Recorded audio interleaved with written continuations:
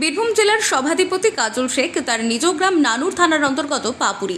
এই পাপুরি গ্রামে বেশিরভাগ মানুষ বাস করেন মুসলিম সম্প্রদায়।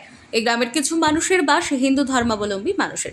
বাঙালির সর্বশ্রেষ্ঠ উৎসব দুর্গা উৎসব। এই দুর্গা উৎসব দেখার জন্য গ্রামের মানুষেরা অন্য গ্রামে যেতে হতো, কিন্তু বিশিষ্ট সমাজসেবী ও বীরভূম জেলার সভাধিপতি কাজল শেখ সে কথা মাথায় রেখে তাদের উদ্দেশ্যে যাহাতে গ্রামের মানুষজন অন্য গ্রামে গিয়ে এই দুর্গোৎসবের আনন্দ উপভোগ করতে না হয়, তাই তিনি নিজ গ্রামে এই দুর্গোৎসব প্রতিষ্ঠিত করেন।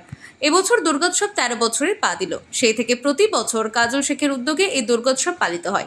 খুব সুন্দরভাবে শান্তি শৃঙ্খলা বজায় রেখে এই দুর্গোৎসবে 4 দিন গ্রামের মানুষেরা আনন্দে মেতে ওঠেন। কারণ একদিকে মুসলিম সম্প্রদায়ের মসজিদ রয়েছে 100 মিটারের মধ্যে, যেখানে নিয়মিত 5 ওয়াক্ত নামাজ আদায় করা হয়। কিন্তু এই গ্রামে দেখা গেল যে মসজিদে আজানের সময় বা নামাজ পড়ার সময় কিছুক্ষণের জন্য গান বাজনা চলতে থাকলে তা বন্ধ রাখা হয়। এটাই বাঙালির কালচার। দুর্গাপুজোর কয়েকটা দিন জাতি ধর্ম বর্ণ নির্বিশেষে সকলেই আনন্দে মেতে ওঠেন। এছাড়া পুজোর 4 দিন সকলে মিলে একসাথে পাত পেরে খাওয়া দাওয়ার ব্যবস্থা আছে বলে জানান বীরভূম জেলার সভাধিপতি কাজল শেখ। সার্বজনীন দুর্গোৎসব এখানে মূলত আমার ইয়াং জেনারেশন যারা আছে, নবযৌবন যারা আছে, তারা আজ থেকে 13 বছর আগে তার বিগত দিনে কোনো দিনই এই গ্রামে কোনো দুর্গোৎসব হয়নি, অর্থাৎ দুর্গা প্রতিমা এই গ্রামে অধিষ্ঠিত হয়নি।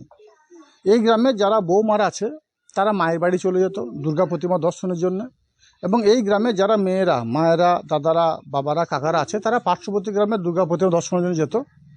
কারণ এই গ্রামে দুর্গা প্রতিমা আনা হতো না। এই জন্য আনা হতো না, এই গ্রামটা মুসলিম অধ্যুষিত গ্রাম। এই গ্রামে 5,500 ভোটার আছে, তার মধ্যে 4,500 4,500 ভোটার মুসলিম এবং 1,000 হিন্দু। এর মধ্যে 4-5টা আমার ঘোষ পরিবার আছে, 1-2 নায়ক পরিবার আছে, এগুলো মধ্যবিত্ত মিডল ক্লাস শ্রেণীর মধ্যে পড়ে। বাকি যে পরিবারগুলো আছে তারা দিন আনা দিন খাওয়া খেতমজুর পর্যায়ে পড়ে বাউরি সম্পদের মানুষ।